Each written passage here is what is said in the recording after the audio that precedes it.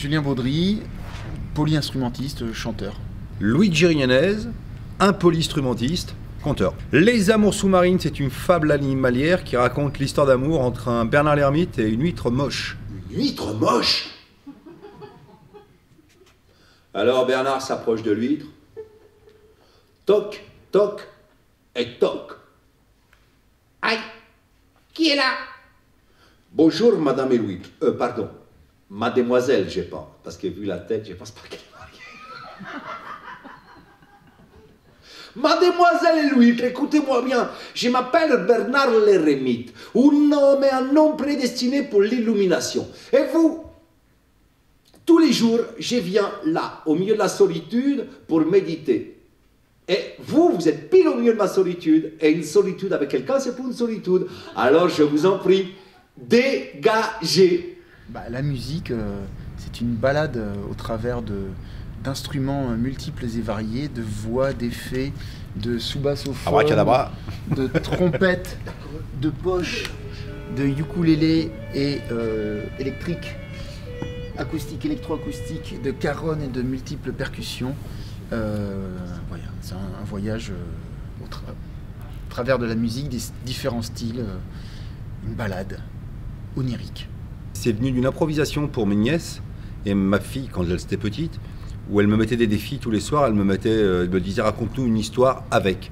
Et un soir, elles m'ont dit raconte-nous une histoire avec un Bernard l'Ermite et une huître. J'étais mal parti, donc je leur ai inventé un truc, et puis j'ai oublié. Mais 10 ans plus tard, elles, qui avaient 18 ans maintenant, n'ont pas oublié, m'ont rappelé l'histoire. Je me suis dit ah, si elles n'ont pas oublié, c'est un bon sujet. Et ça tombait bien, parce qu'il y avait les manifs pour tous qui étaient en train de prendre beaucoup d'ampleur. On parlait beaucoup de LGBT, du genre, de l'amour. Attention, la société va être perdue. Et je me suis dit, tiens, j'ai rencontré au même moment un professeur d'océanographie, on peut dire un truc comme ça, qui m'a raconté que sous la mer, ça se passait pas comme sur la Terre. Et que toutes les questions de genre, c'est beaucoup moins important pour nos amis les sous-marins que pour nous. Et donc ça m'a permis d'écrire une fable qui interroge notre rapport à l'amour, au genre, à l'apparence et aussi à la quête spirituelle. À la fois ludique et profonde. Elle commence à m'énerver, l'huître moche. Je reviens.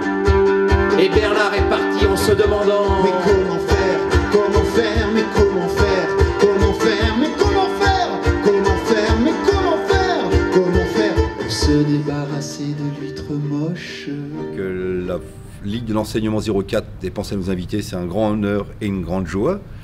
Et après, nous, on est assez fans du travail de culture populaire que font la Folle, la Ligue de l'enseignement, tous ces gens-là, etc., qui travaillent pour qu'il y ait du lien et de l'intergénérationnel.